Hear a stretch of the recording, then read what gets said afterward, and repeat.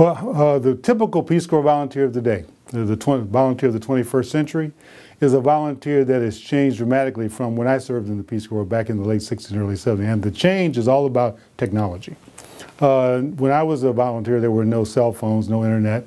Now volunteers have these tools and they use them not just to stay connected with their parents and friends, but also to be innovative in how they improve the kinds of development projects in health or education that they work on. That's the big change in terms of Peace Corps volunteers of today.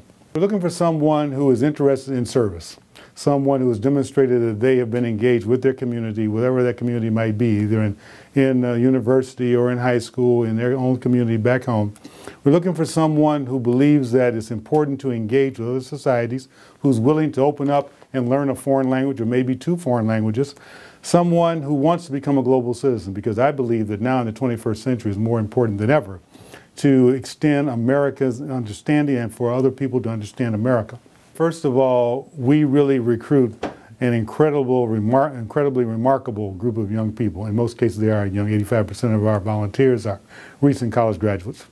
And I think at this point in time, we're looking for some scarce skills, such as people who have a background in the environment, environmental studies. We're also looking for individuals who have a background in agricultural sciences. That's one of the reasons why I'm here today at the University of Florida, because the University of Florida is world-renowned in its training of students in agricultural sciences. There's nothing more important than the health, the safety, and security of our volunteers. We want to make sure that we put volunteers in a position where they can have a productive and safe experience. And so what we do is that, first of all, we make sure that we have the best practices in place to select a site for a volunteer. Volunteers really are never alone. They're with a host family.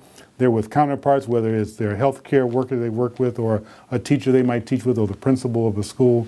We make sure that they're connected to the community, that they're an integral part of that community.